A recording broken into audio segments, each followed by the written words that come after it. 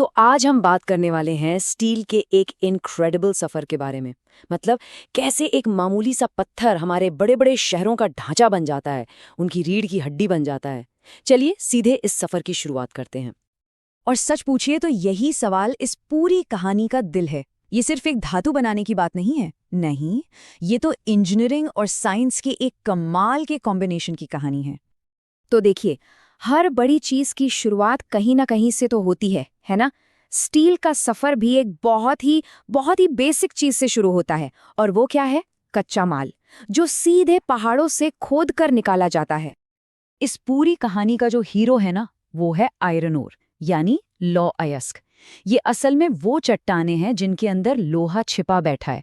और अगर हम भारत की बात करें तो हेमाटाइट और मैग्नेटाइट, ये दो इसके सबसे बड़े सोर्स हैं। अच्छा, अब ऐसा नहीं है कि इस अयस्क को निकाला और सीधा भट्टी में डाल दिया। नहीं, पहले इसे तैयार करना पड़ता है, और इसमें कई स्टेप्स हैं। सबसे पहले तो पहाड़ों में ब्लास्टिंग करके इसे निकालते हैं। फिर इसे बड़ी बड़ी मशीनों, मतलब क्रशर्स में डालकर पीसा जाता है। फिर साइज के हिसाब से इसकी छटाई होती है। इसके बाद एक प्रोसेस होता है जिसे कहते हैं बेनिफिसिएशन। इसका मतलब है कि अयस्क से सारी गंदगी, सारी इम्प्योरिटीज हटाकर उसे और प्योर बनाया जाता है। और आखिर में इसे छोटी छोटी गोलियों, जिन्हें हम पेलेट्स कहते हैं, उसमें बदल दिया जाता है। वैसे आपको बताऊं, इंडस्ट्री की भाषा में खदान से निकले इस बिल्कुल कच्चे माल को रन ऑफ माइन या शॉर्ट में रॉम कहते हैं। मतलब ये अयस्क का सबसे, कह सकते हैं, रॉ और ओरिजिनल फॉर्म है। लेकिन सवाल यह है कि इसे इन गोलियों, इन पेलेट्स में बदला ही क्यों जाता है? इसकी एक बहुत बड़ी वजह है। ये जो छोटी छोटी गोलियां होती हैं ना, ये भट्टी के अंदर हीट को, गर्मी को बहुत इवनली फैलने देती हैं। इससे पूरा का पूरा प्रोसेस कहीं ज्यादा एफिशिएंट, कहीं ज्यादा स्मूथ हो जाता है। चलिए अब आते हैं इस प्रोसेस के सबसे ड्रामेटिक, सबसे रोमांचक हिस्से पर। वो हिस्सा जहां पत्थर आग में पिघलकर लिक्विड लोहे में बदल जाता है। जरा सोचिए, 1500 डिग्री सेल्सियस, ये इतना ज्यादा तापमान है कि चट्टानें भी पिघलकर पानी की तरह बहने लगती हैं। और यही वो आग है जहां से स्टील का जन्म होता है। तो इस बहुत बड़ी भट्टी के अंदर 3 मेन इंग्रेडिएंट्स डाले जाते हैं। पहला, हमारे तैयार किए हुए आयरन और पेलेट्स। दूसरा, कोक, जो गर्मी पैदा करने के लिए एक फ्यूल का काम करता है। और तीसरा, चूना पत्थर, जिसका काम है सारी अशुद्धियों को बाहर निकालना। पर एक मिनट, यहाँ एक बहुत इंपॉर्टेंट पॉइंट है। भट्टी से जो ये पिघला हुआ लोहा निकल रहा है ना, वो अभी स्टील नहीं बना है। इसे कहते हैं हॉट मेटल या पिग आयरन, और इसमें कार्बन बहुत ज्यादा होता है। तो सवाल उठता है कि इस पिग आयरन से स्टील बनता कैसे है। देखिए, इसके 2 मेन रास्ते हैं। पहला है बेसिक ऑक्सीजन फर्नेस या BOF। ये सबसे तेज तरीका है। इसमें क्या होता है कि पिघले हुए लोहे में प्योर ऑक्सीजन इंजेक्ट की जाती है, जो एक्स्ट्रा कार्बन को जला देती है। और दूसरा रास्ता है इलेक्ट्रिक आर्क फर्नेस यानी EAF। ये स्क्रैप मेटल का भी इस्तेमाल करता है और इसे ज्यादा इको फ्रेंडली माना जाता है। ऑलराइट, तो अब हमारे पास लिक्विड स्टील तो आ गया है। अब बारी है इसे एक सॉलिड और काम में आने वाला शेप देने की। तो होता क्या है, इस लिक्विड स्टील को एक मशीन से गुजारा जाता है जिसे कहते हैं कंटिन्यूअस कास्टिंग मशीन। ये इसे एक ठोस आकार देती है। फिर इन ठोस टुकड़ों को दोबारा 1100 डिग्री सेल्सियस पर गर्म किया जाता है, और फिर इन्हें एक रोलिंग मिल से पास करते हैं, जो इन्हें दबाकर लंबे लंबे सरिये या रॉड का शेप दे देती है। ये जो कास्टिंग प्रोसेस है ना, इससे स्टील के 3 बेसिक शेप्स बनते हैं: बिलेट्स, ब्लूम्स और स्लैब्स। अब जो सरिया हम घरों के कंस्ट्रक्शन में देखते हैं, यानी TMT बार्स, उनको बनाने का सफर भी इन बिलेट्स से ही आगे बढ़ता है। और अब हम पहुंचते हैं आखिरी और शायद सबसे इम्पॉर्टेंट स्टेज पर।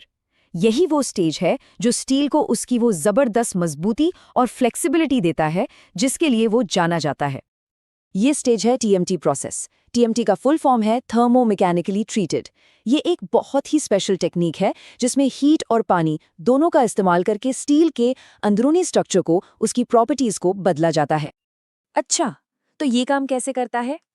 देखिए, इसके 3 स्टेप्स हैं। पहला है क्वेंचिंग। इसमें लाल गरम सरिये पर पानी डालकर उसे तेजी से ठंडा किया जाता है, जिससे उसकी बाहरी परत बहुत सख्त हो जाती है। अब अगर हम थोड़ा साइंस में जाएं, तो इस तेज ठंडक से सतह पर एक बेहद मजबूत क्रिस्टल स्ट्रक्चर बनता है, जिसे मार्टेनसाइट कहते हैं। दूसरा स्टेप है सेल्फ टेम्परिंग। अंदर का हिस्सा जो अभी भी गर्म है वो धीरे धीरे ठंडा होता है। ये गर्मी अंदर से बाहर की ओर जाती है और एक नरम लचीला स्ट्रक्चर बनाती है जिसे फेराइट परलाइट कहते हैं। और आखिर में होती है फाइनल कूलिंग। तो नतीजा ये होता है कि हमें एक ऐसा सरिया मिलता है जिसकी बाहरी सतह एकदम टफ है और अंदर का कोर नरम और लचीला है। और इसी कमाल के कॉम्बिनेशन की वजह से, मतलब सख्त बाहर और नरम अंदर, टीएमटी स्टील में जबरदस्त मजबूती भी होती है और शानदार लचीलापन भी। और यही वो गुण हैं जो इसे भूकंप जैसी स्थितियों में इमारतों को महफूज रखने के लिए इतना जरूरी बना देता है।